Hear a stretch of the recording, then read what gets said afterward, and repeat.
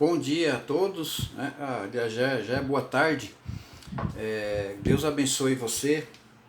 Espero que você esteja aprendendo a respeito desses vídeos. Hoje é o segundo vídeo, né, que eu estou fazendo. Lá no meu canal, Paulo Lopes Fernandes, tem outros vídeos a respeito de algumas conferências que eu fiz a respeito do livro do Apocalipse. Então esse é o segundo tema dessa série, que nós vamos estudar muitos temas a respeito de doutrinas, profecias que estão na palavra de Deus.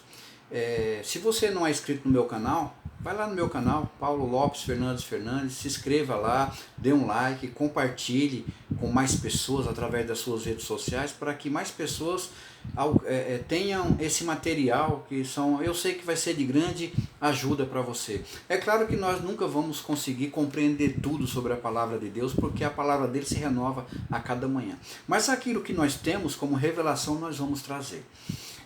No vídeo anterior, eu falei sobre a Trindade, né, a respeito da personalidade e divindade do Espírito Santo. Hoje, como dito, nós vamos estudar a respeito da divindade de Jesus. Se Jesus é Deus, ele tem que ter os mesmos atributos de Deus. Caso contrário, ele não pode ser Deus, né? E muitas pessoas creem que Jesus não é Deus porque ele é chamado de Filho de Deus. Nós temos que entender o que significa essa palavra filho na nossa cultura e filho lá no Oriente Médio, como eles entendem essa palavra. Mas vamos começar com João capítulo 1, versículo 1, que aliás em algumas Bíblias, não sei se só uma ou duas ou mais, a tradução está equivocada. Ela foi adulterada, foi colocada ali Deus com letra minúscula e um colchetes, um Deus. No texto original está escrito assim: no princípio de tudo era o verbo, e o verbo estava com Deus. Se o texto terminar aí, a impressão que dá que Deus estava ali e o verbo estava junto. Então o verbo estava com Deus, logo o verbo poderia ser algo inferior a Deus. A palavra verbo, ela denota ação. Por isso que algumas palavras, em algumas traduções, vem escrito palavra. A palavra, a ação. Então, se o verbo estava com Deus, quem é esse verbo que estava com Deus? O texto nos responde, dizendo assim: e o verbo era Deus. Ora, se o verbo estava com Deus, Deus era Deus. E o verbo estava com Deus. E esse verbo quem é? Deus. Agora, o que aconteceu com esse verbo em um ponto da eternidade? Lá no versículo 14 de João 1 ainda, diz: e o verbo se fez carne e habitou entre nós. Ninguém criou ele. Ele se fez. É um mistério, não é? Ele se fez carne e habitou entre nós. O verbo estava lá com Deus. O verbo era Deus. E o verbo se fez carne. Quem foi que se fez carne? Deus. Então quem que habitou entre nós? Jesus. Então quem que era Jesus? Deus, na forma humana. Quando nós falamos assim, Jesus abandonou o seu trono no céu, se desfez da sua divindade. Irmãos, Deus não tem como se desfazer de sua divindade. Onde Deus está, a sua divindade está ali. Agora, o que foi que Jesus fez? Eu prefiro dizer o que a irmã White ela diz, que Jesus, a divindade de Jesus, ele escondeu a sua divindade no manto de carne. É um mistério que nós teremos a eternidade para entender. Mas ali estava Deus encarnado. Apocalipse 19, versículo 13, a respeito do verbo ainda, é dito assim, a respeito de Jesus: estava vestido com um manto salpicado de sangue. Aqui está falando da volta de Jesus. E o nome pelo qual se chama é Verbo de Deus. Quem é aqui? Jesus, o Verbo, Deus, que habitou entre nós. Isaías 7, versículo 14. Portanto, o mesmo Senhor vos dará um sinal: a virgem conceberá e dará à luz um filho, e será chamado Emanuel. E em Mateus 1, versículo 22 e 23, ele acrescenta: tudo isso aconteceu para que se cumprisse o que foi dito da parte do Senhor pelo profeta. A virgem conceberá e dará à luz um filho, e o chamarão pelo nome de Emanuel, que quer dizer Deus conosco. Lembra do verbo? Se fez carne e habitou entre nós, e o verbo estava com Deus e o verbo era Deus? Olha aqui, irmãos, nós temos que fazer um estudo sistemático para podermos compreender um assunto da Bíblia. É claro que todo o assunto não estará nesse estudo a respeito da divindade de Jesus, tem muito mais texto, mas o tempo é pouco, né? Temos que estudar somente isso. Em João 5,18 está escrito assim: os fariseus acusando Jesus. Por esse motivo, os judeus ainda mais procuravam matá-lo, porque não somente violava o sábado, mas também dizia ser igual ao seu pai, fazendo-se igual a Deus. Então, quando Jesus falava ser filho de Deus, isso escandalizava os judeus da época, os fariseus, os escribas, porque a palavra filho, para nós, aqui no Brasil, para a nossa cultura, dá a entender que o pai é superior ao filho, porque o pai gerou o filho.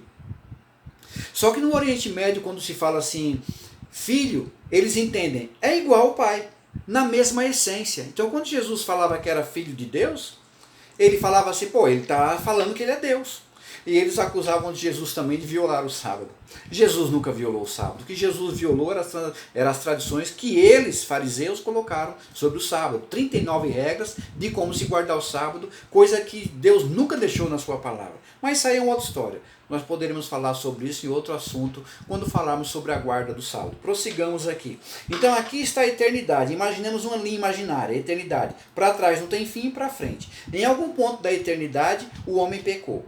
Então o que foi que Deus fez?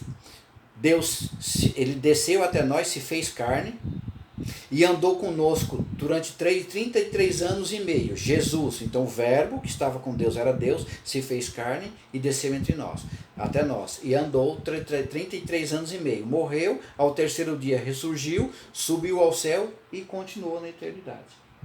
Entendeu? Então nós podemos dizer que a eternidade teve uma brecha, teve uma fenda, como se fosse um grande abismo por causa do pecado, mas que foi resolvido através do sacrifício de Jesus. Vamos ver a divindade de Cristo. Ora, qual é o único ser que aceita adoração? Logo, a pessoa não precisa nem ser, digamos assim, um cristão genuíno. Ele poderia até, na sua razão, dizer, olha, o único ser que aceita adoração é Deus. Então vamos ver o anjo sendo adorado e o que ele falava a respeito da adoração. Vejamos o que o anjo disse a João na ilha de Patmos. João ali, nós queremos ser o anjo Gabriel, que se apresentou diante de João ali, para poder ajudá-lo na interpretação da profecia. Apocalipse 19, versículo 10 diz assim, João falando, eu me prostrei perante o anjo, aos seus pés, para adorá-lo. Ele, porém, o anjo disse assim, João, não faça isso não. Não faça isso. Eu sou conservo teu e dos teus irmãos. Adora a Deus. Então o anjo estava dizendo, João, eu sou um ser criado. E um ser criado, você não deve adorá-lo.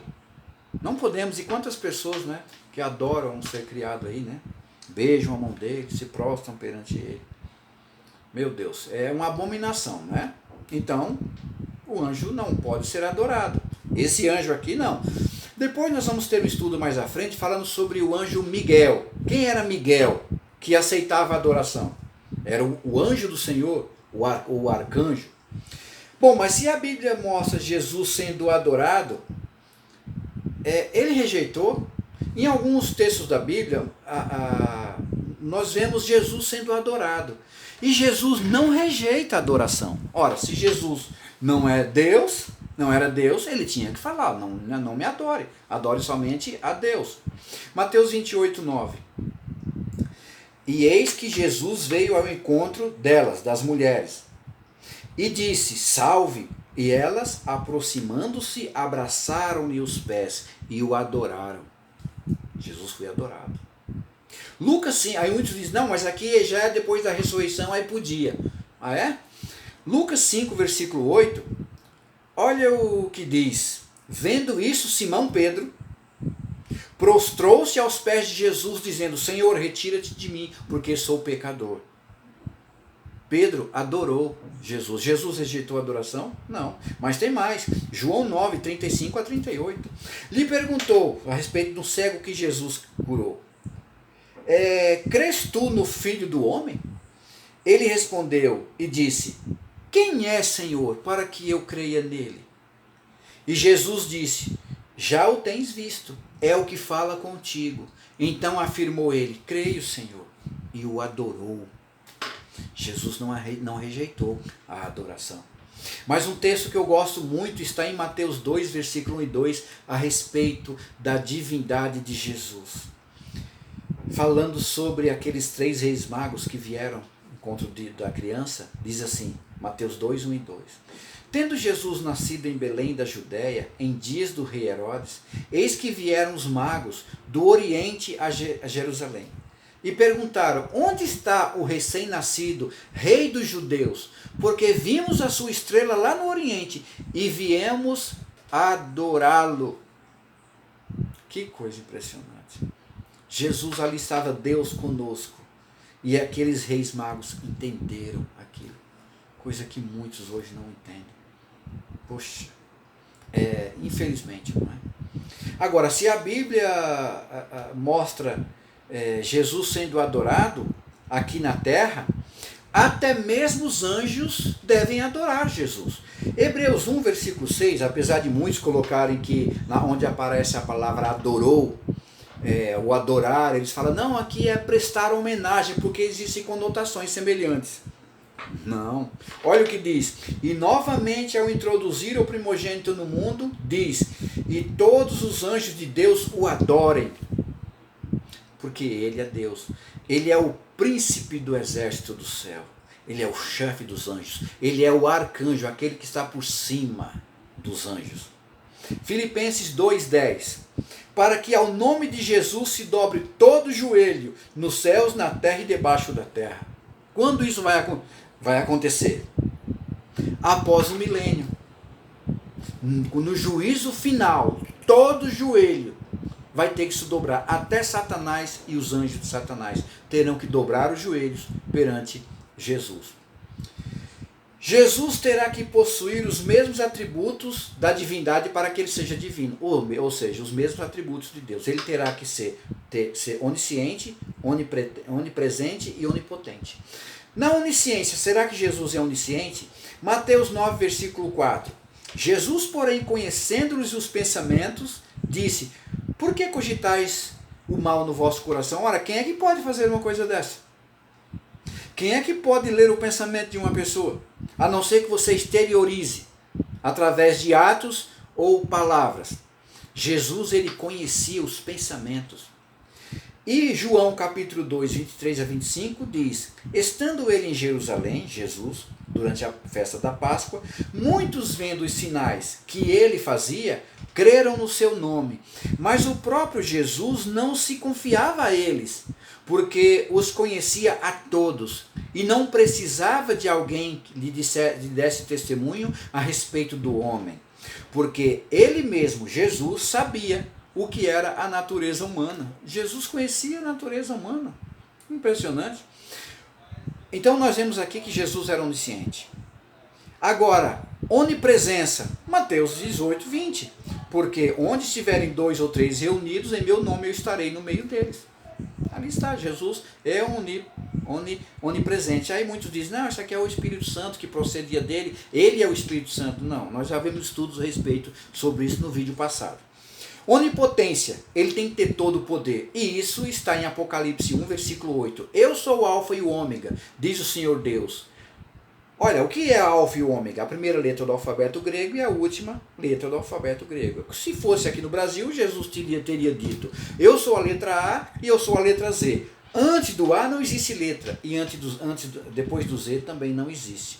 Então ele continua, aquele que é, que era, lembra-se do verbo, e que há de vir. Quem é que há de vir? Jesus. Aí conclui, o Todo-Poderoso.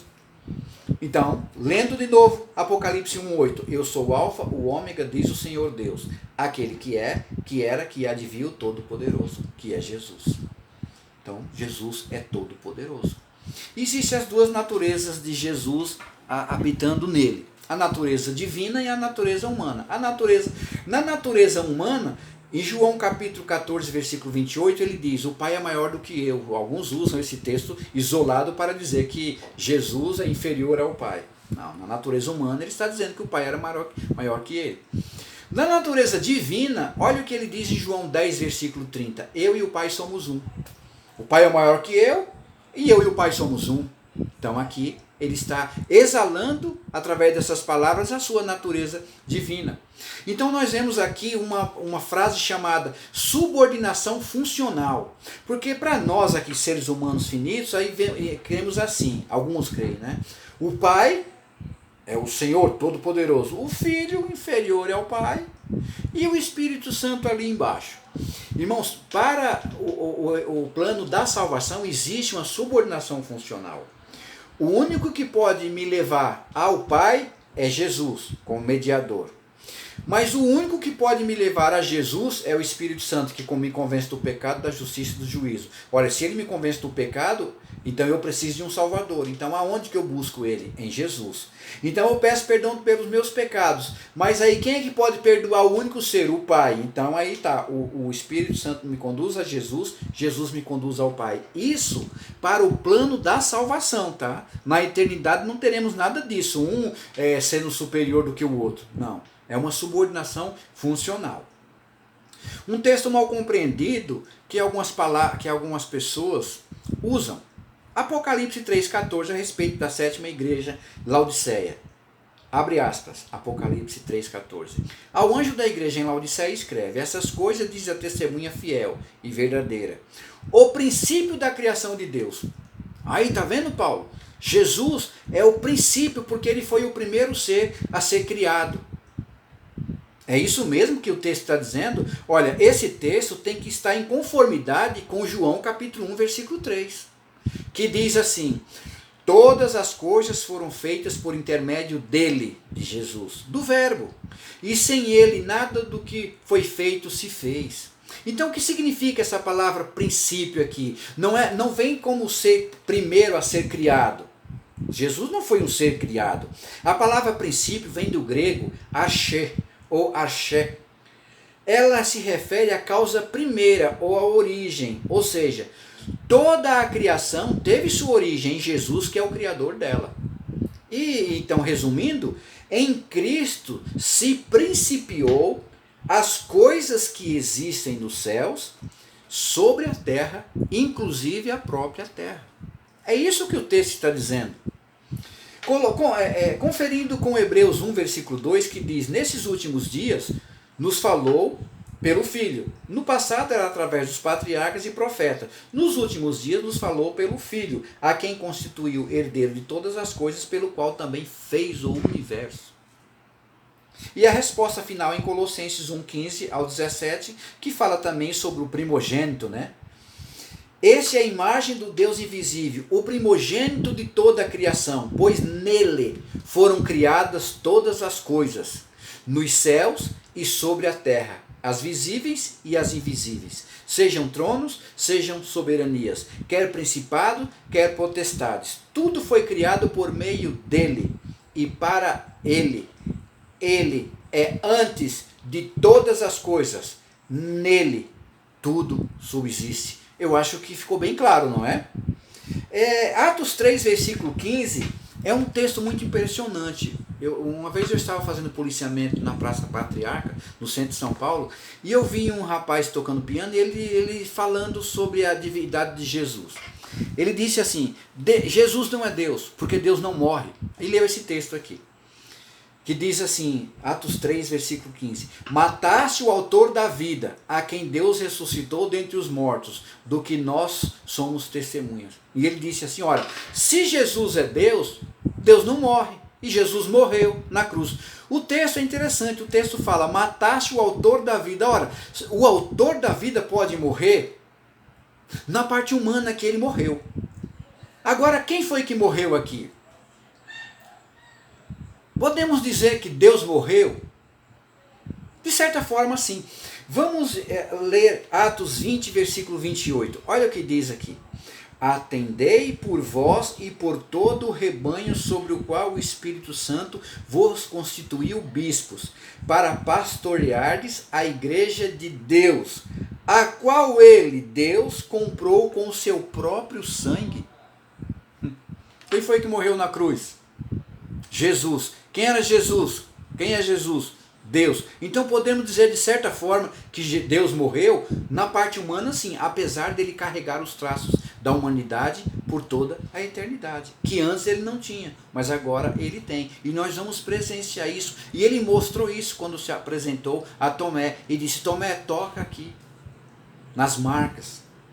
Tito 2, versículo 13. Aguardando a bendita esperança e a manifestação da glória do nosso Deus e Salvador, Jesus Cristo. Deus e Salvador. Então Jesus é nosso Salvador. Jesus é o nosso Deus.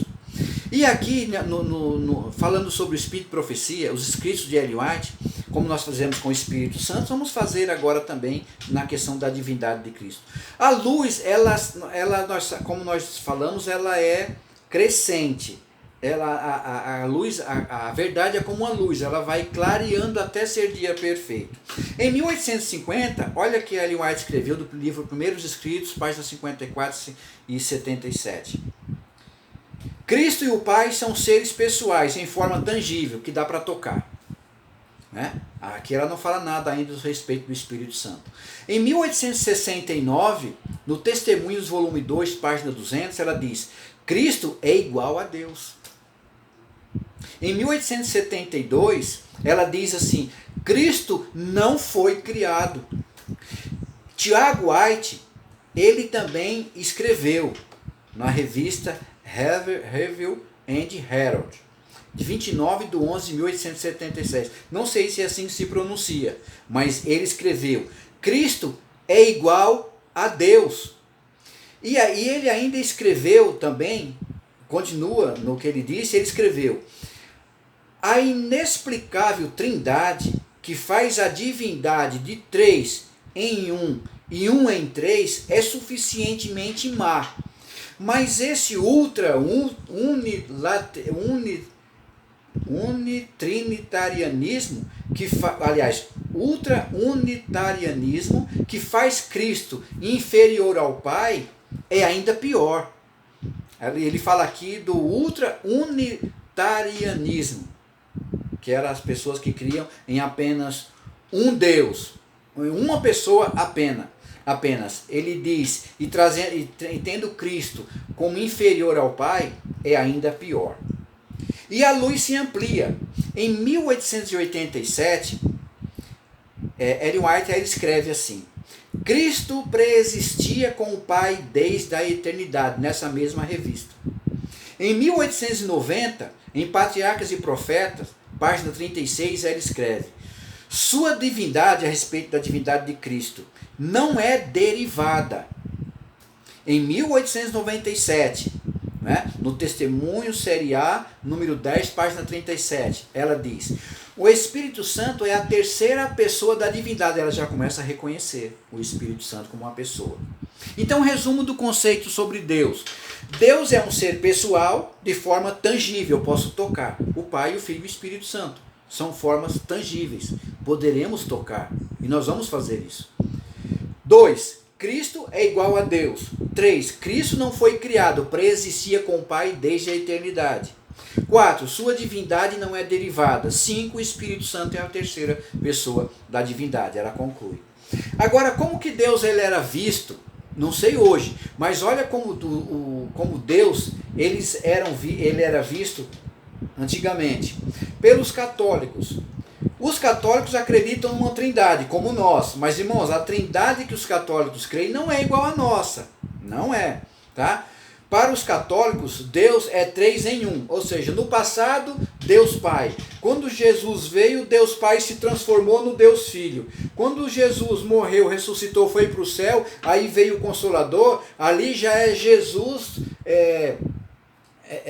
o Espírito Santo, é como se estivesse transfigurando o próprio Cristo, entenderam? Então essa é a trindade para os católicos. Nós não cremos assim. Nós cremos que o Pai é uma pessoa, Jesus é uma pessoa e o Espírito Santo é uma pessoa. Os três formam um governo celestial, a qual chamamos de Deus. Tá bom? Para os metodistas, para os metodistas, Deus ele não tinha corpo nem forma, era algo intangível. Unitarianismo. Para o unitarianismo, só existe um Deus e Cristo foi criado. E nós temos pessoas que creem assim hoje. Isaías 9,6 fala que Jesus é o Pai da eternidade. Ora, como pode o Pai da eternidade ter sido criado em algum ponto dela? Não é incoerente pensar assim? Ora, se Jesus é o Pai da eternidade, ele é o Pai dela, como pode ter sido criado em um ponto dela? Não tem sentido, não é? Atos 3, versículo 15, diz que Jesus é o autor da vida, como lemos. Como pode o autor da vida ter sido criado por ela? Como assim? Ele é autor da vida. Eu sou o caminho, a verdade e a vida. Jesus não tinha vida, ele era a vida. Então ele é o autor da vida. Como pode o autor da vida ter sido criado por ela? Não tem como, né? Análise da criação do homem. O espírito colocado nele e para onde o espírito retorna após a morte. Eu gostei de uma colocação que o pastor Gilberto fez no vídeo no vídeo do Fala Sério Pastor Eliezer. Eu gosto muito, se você puder também se inscreva nesse canal, o pastor Eliezer. Fala Sério Pastor. O pastor Gilberto ele dá um testemunho de algumas pessoas que estavam estudando a Bíblia com a tradução Novo Mundo. Então ele disse assim, ele usou Gênesis 1, 26 e 27. A princípio ele usou esse texto, dizendo assim: também disse Deus, façamos o homem à nossa imagem conforme a nossa semelhança. Então formou o Senhor Deus ao homem do pó da terra, e lhe soprou nas narinas o fôlego de vida, e o homem passou a ser alma vivente. Muito bem. Quem foi que colocou o fôlego de vida ou o espírito dentro do homem ao ele ser criado? Deus. Foi Deus, o Todo-Poderoso. Tá certo? Aí ele falou assim, bom, então vamos abrir agora a Bíblia em Eclesiastes 12, versículo 7. Olha só, Deus fez o homem e soprou no seu nariz o fôlego de vida e o homem passou a ser alma vivente. Então Deus colocou dentro dele o seu espírito.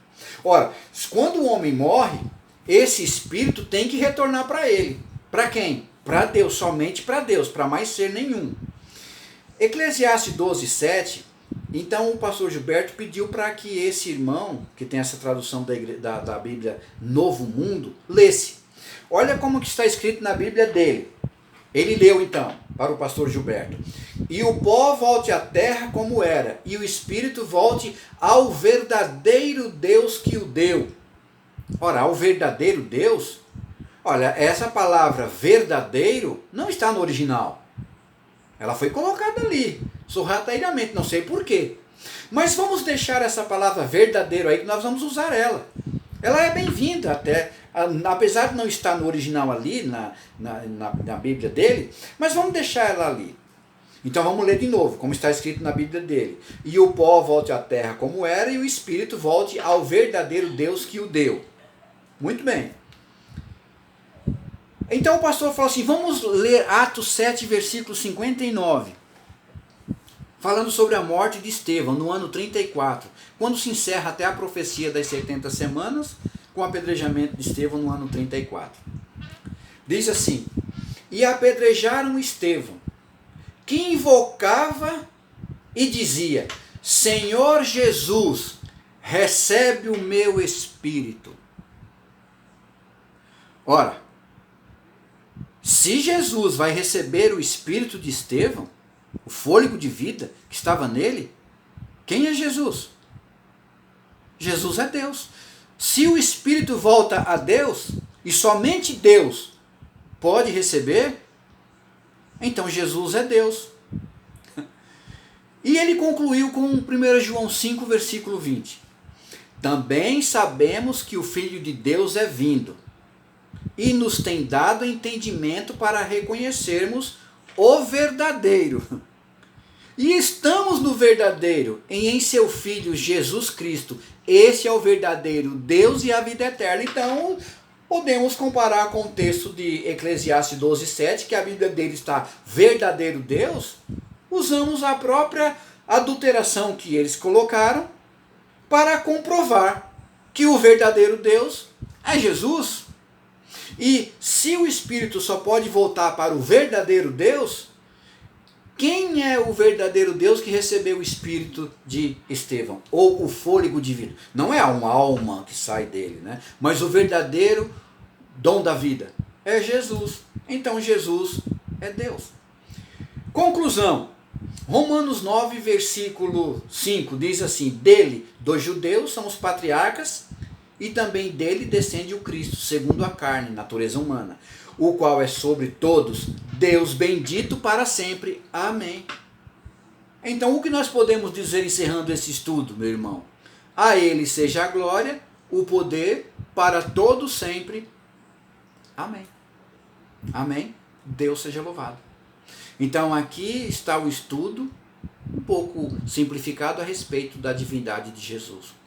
Depois estarei postando um outro vídeo com um outro tema bíblico e espero vocês. Dê um like, se inscreva no canal e compartilhe esse vídeo para que chegue a mais pessoas. Que Deus abençoe a todos e até o próximo vídeo.